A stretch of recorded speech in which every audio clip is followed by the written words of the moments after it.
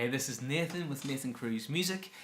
Welcome back to our video series on 5 steps to kickstarting your guitar playing. So far we have looked at the 4 chords or chord shapes that make it much easier to play the guitar. The last video that we had, we looked at how to basically use a capo so as you can use those chord shapes and play in different keys.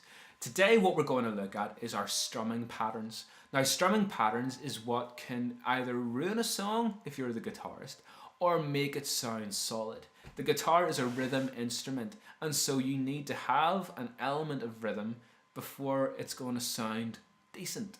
The problem with some guitarists is they're a little bit too enthusiastic and they really overdo the rhythm when it's just not needed. And so what I'm going to show you today is just the simple steps to make your rhythm playing something that's worth listening to and actually makes it easier to play the guitar. And if you use this, you will see your ability to play the guitar grow a bit more.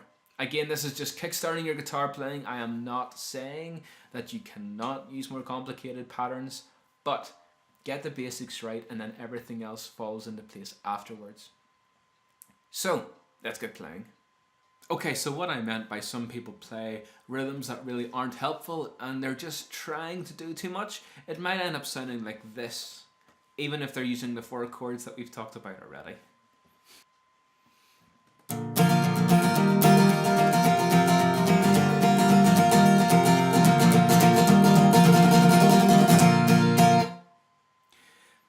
Now, I don't know what they're trying to get by playing like that. I don't know if they're trying to achieve a certain sound or if they're trying to make it sound fast and energetic, but it just sounds bad.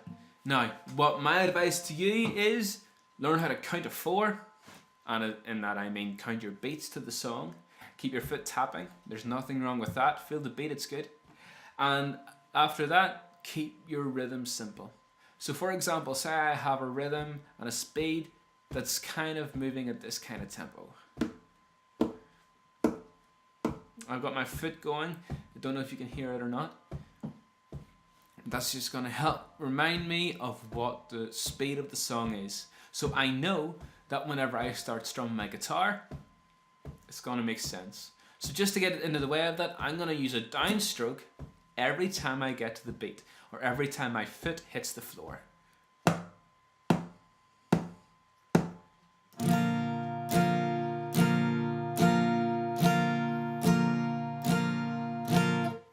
Now, yes, that is boring, but it's the simple starting steps to getting a little better. Now what I'm going to do is play something off the beat, in between counting 1, 2, 3 or 4. To fill up that space, what I'm going to do is I'm going to say the word and. So it'll sound like this: 1 and 2 and 3 and 4 and. That gives me an extra number of options when I can strum. So if I'm going to strum on a number or on the beat, I'll strum down. And if I'm going to strum on the word and in between the beats, I'm going to strum up. To play everything together, this is how it would sound: 1 and 2 and 3 and 4 and 1 and 2 and 3 and 4 and.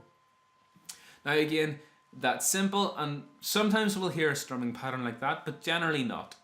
So the final step to making our basic strumming pattern something worth listening to is to choose when we strum and when we create a pause in our pattern, because pauses in music are what makes the actual sounds sound better. So what I'm going to choose to strum is beat 1, beat 2, the and between 2 and 3, beat 3 and beat 4. Or it'll sound like this: 1, 2 and 3, 4. Let me play that for you one more time. 1, 2 and 3, 4. And what I'm going to do is, to get used to playing that, I'm going to play each bar or each group of 4 beats with a chord each time. So I'm going to count to 4 and be playing G, and then I'm going to count to 4 again, but this time I'll play C, count to 4 again, but this time play D, and count to 4 again, but this time play E minor. And it'll sound like this.